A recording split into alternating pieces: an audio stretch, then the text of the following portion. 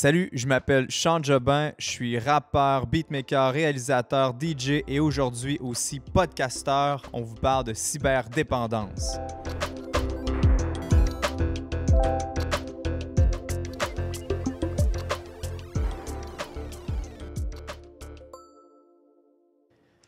Salut Mathieu. Salut Sean. Mathieu Arcan, t'es gamer et fondateur du Gamer Mentor, le gaming.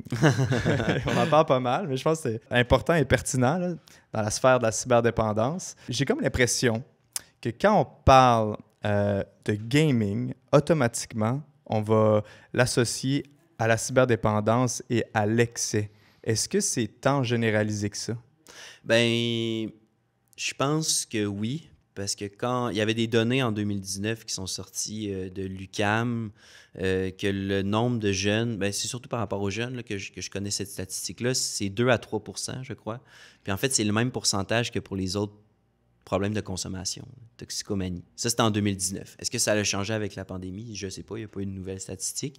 Fait que, tu sais, au final, les jeunes qui ont vraiment des gros problèmes de cyberdépendance puis qui ont un diagnostic de cyberdépendance, ben c'est le même que pour les autres problèmes de consommation. Fait que oui, il y en a, mais de dire que là, est-ce que tous les jeunes sont cyberdépendants, on est loin de là.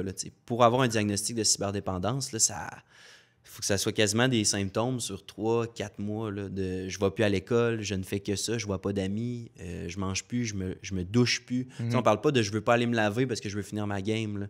C'est à tous les soirs, à tous les jours, tout le temps la même chose. Là. Donc, le 2 à 3 %, est-ce que c'est seulement dans la sphère du jeu vidéo ou c'était cyberdépendant aux écrans en général? C'était cyberdépendance. Quand on parle de cyberdépendance, là, c'est un trouble d'utilisation d'Internet. OK. Fait que ça pourrait être jeux vidéo, ça pourrait être les réseaux sociaux, ça pourrait être de l'achat compulsif en ligne aussi, qui peut rentrer dans un trouble d'utilisation d'Internet. Ouais. Mais justement, pour clarifier peut-être, je pense que ce serait important de le dire, mais ça ressemble à quoi la cyberdépendance dans le monde du gaming? Ben, la cyberdépendance, là, c'est vraiment quelque chose, justement, là, on n'est pas... pour tous les parents, peut-être qu'il y a des parents qui nous écoutent, s'il ne vient pas manger parce qu'il n'a pas terminé sa game, là, c'est pas de la cyberdépendance. S'il a envie de jouer en revenant de l'école, c'est pas sa cyberdépendance. C'est s'il ne va plus à l'école, s'il est tout le temps le soir, on parle pas d'une fois, mettons, dans le mois où ce que votre jeune se serait couché à 3 heures parce qu'il a joué aux jeux vidéo. Là, tout le monde s'est déjà couché à 3 heures parce qu'il a fait un peu d'excès. Ça serait à tous les soirs, ça serait répété, puis ça serait longtemps en continu. Le jeune ne va plus à l'école.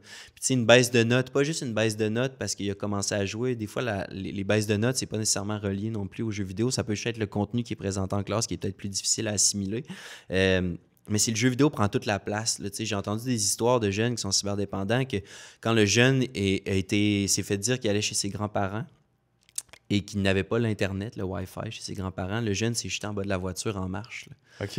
Wow, c'est quand même drastique. C'est ça, là, on est loin de « je veux pas aller manger ». C'est à quel point il va être connecté. Tu as comme tout le temps besoin d'être connecté, tu as tout le temps le besoin de jouer. Puis c'est ça que j'essaie d'inculquer aux jeunes parce que ça va vous arriver de l'échapper puis d'avoir envie de gamer un 10 heures à un moment donné parce que peu importe, le travail, la vie de tous les jours, l'école. Puis quand t'es ado, t'as le temps, tu sais, je veux dire. Exact. T'as pas d'école l'été. T'as juste pas le bon matériel. Ouais, puis là, quand t'es plus vieux, t'as le bon matériel, mais t'as plus le temps parce que tu travailles. Exactement. Fait que c'est ça, tu sais, t'as le temps, tu peux passer du temps, mais ce qui est important, c'est est-ce que le lendemain, il va-tu jouer 1 heure, il va-tu jouer 2 heures ou il va encore jouer 10 heures, tu sais? Est-ce qu'il va être conscient que la veille, il a peut-être abusé un peu? C'est la gestion du déséquilibre, en fait. Mais justement, je pense que c'est un bon segue pour parler de la santé physique puis le gaming. Je pense que c'est important. C'est quoi l'impact physique que ça peut avoir? C'est quoi l'impact physique du gaming, en fait? Ben c'est sûr qu'un veut pas, c'est une activité qui se fait majoritairement assis. Si vous êtes capable d'avoir un bureau, un stand-up desk, on est capable d'être debout puis de jouer debout, honnêtement, c'est déjà mieux là, pour le corps. Là. Mais tu sais, c'est fou, mais il y a des jeunes justement qui vont jouer sur des mauvaises chaises. Ça paraît stupide, mais de jouer sur une mauvaise chaise, d'être mal assis, des maux de dos. Ça peut juste être ça. Là. Le fait d'être recourbé vers l'avant aussi, c'est la même chose. Là, les tunnels carpiens. Oui, les tunnels carpiens. Et ça, c'est plus pour la souris et le clavier. Mais fait que c'est important justement de bouger et d'être quand même actif. Là. Ça, c'est pour ce qui est physique, mais aussi pour ce qui est mental. Parce que le sport, veut pas, ça a des bienfaits sur notre cerveau. Moi, je le dis tout le temps aux jeunes.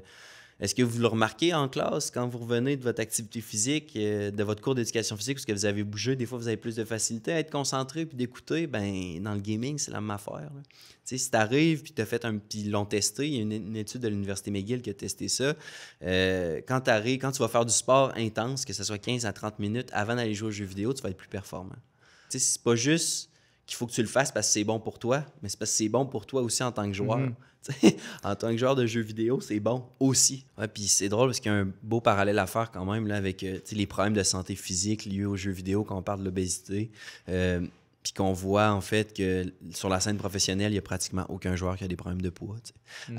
Parce que justement, quand tu arrives dans une équipe professionnelle, ben, on t'encadre, on te supporte, on te fait bien manger, on te fait comprendre aussi que de bien manger, que de dormir, que de faire du sport, ben, ça va t'aider pour toi en tant que joueur dans tes performances, veux pas, mais aussi sur du long terme. On va viser plus sur le bien-être que juste sur la performance à tout prix. Ben, pour le bien-être, il faut commencer à s'occuper de soi. Puis après ça, ben, on est capable de travailler aussi en tant que joueur. Fait que, c'est important aussi pour les jeunes quand même de s'occuper d'eux autres. Même s'ils ne sont pas professionnels, ben, veux pas. Si tu veux t'améliorer ou si tu veux peut-être devenir pro ou juste de passer d'un niveau à l'autre.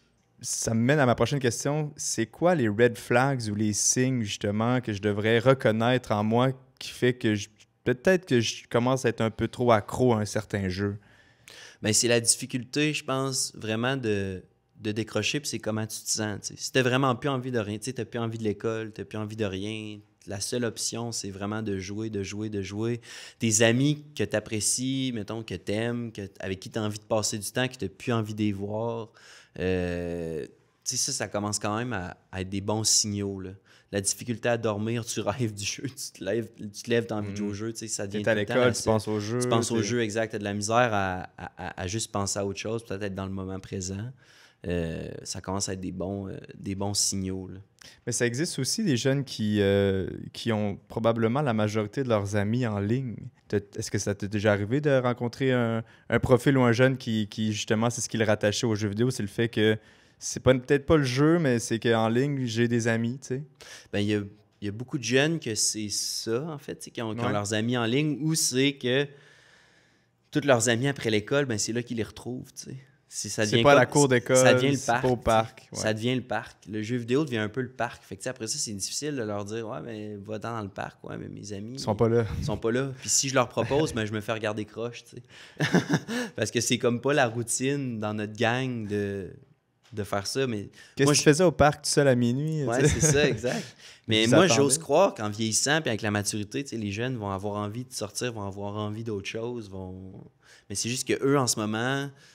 à leur âge, ben c'est comme ça. Puis il faut dire qu'il y a beaucoup de jeunes, en fait, toute cette génération-là, pendant 2 ans, on leur a dit « Vous ne pouvez plus sortir dehors. » Fait que c'est comme devenu la norme de se retrouver dans le jeu vidéo parce que c'était la seule place où on pouvait se voir. Quand on pense à des jeunes de 9, 10, 11 ans, 12 ans, qui peut-être qu'ils n'avaient pas nécessairement le droit d'aller au parc la semaine parce qu'il y a l'école, il ne faut pas qu'ils se couchent tard.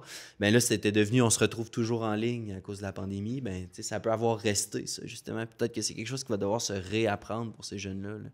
En terminant, des conseils que tu donnerais à un jeune gamer? Ben, arrête pas de jouer, continue à jouer, sois fier d'être un gamer. Sois fier d'être joueur de jeux vidéo. Puis, ben, prends soin de toi. Parce que si tu veux être joueur, si tu veux jouer longtemps, ben, faut que tu prennes soin de toi, puis que c'est important. Que ça soit juste de commencer par t'occuper de ton sommeil ou de ton alimentation. Choisis ton premier cheval de bataille, quelque chose qui est peut-être plus important pour toi dans tout ce qu'on a dit pour l'équilibre. Puis, ben, pousse là-dedans. Puis quand ça sera bien accompli, ben, continue, puis trouve-en un autre, puis vas-y comme ça, étape par étape, une marche à la fois. Merci Mathieu. Ben, ça fait plaisir. Merci à vous autres.